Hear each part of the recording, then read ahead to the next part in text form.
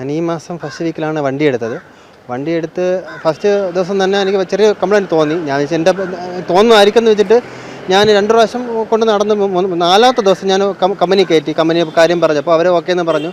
വണ്ടി first service എന്ന് പറഞ്ഞൊക്കെ കാണിച്ച് ഓയിലൊക്കെ കാണിച്ചു തന്നു. ഓയിലൊക്കെ മാറി എന്നൊക്കെ പറഞ്ഞിട്ട് തന്നു. അത് കഴിഞ്ഞ് 1 കിലോമീറ്റർ ഓടിയപ്പോൾ തന്നെ വീണ്ടും അതേ കംപ്ലയിൻറ്റ് എനിക്ക് കാണുന്നുണ്ട്.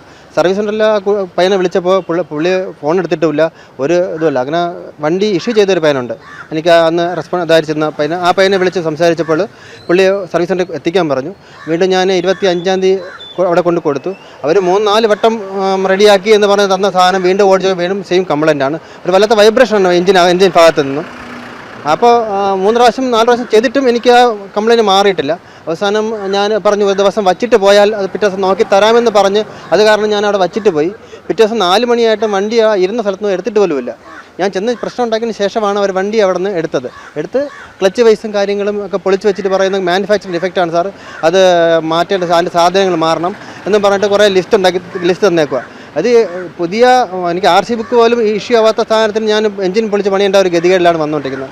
അവരുടെ സംസാരിച്ച വളരെ മോശമായിട്ടാണ് എൻ്റെ അടുത്ത് സംസാരിച്ചതും കാര്യങ്ങളൊക്കെ ചെയ്തത്. അവിടെ സർവീസ് എന്ന് വെച്ചാൽ വളരെ മോശമാണ്. TVS ദൈവീത് ആരും പോയി എടുക്കാതിരിക്കുക. കതിർ TVS കരമന നീർമൺകരയിലുള്ള കതിർ TVS ആണ്. വളരെ മോശം. മാനേജ്മെൻ്റ് ആയാലും അത് തന്നെയാണ്, സ്റ്റാഫുകളായാലും വളരെ മോശമാണ്. വണ്ടിയൊക്കെ എടുത്ത് ഹാൻഡിൽ ചെയ്യുന്നത് വളരെ മോശമായിട്ടുള്ള രീതിക്കാണ്.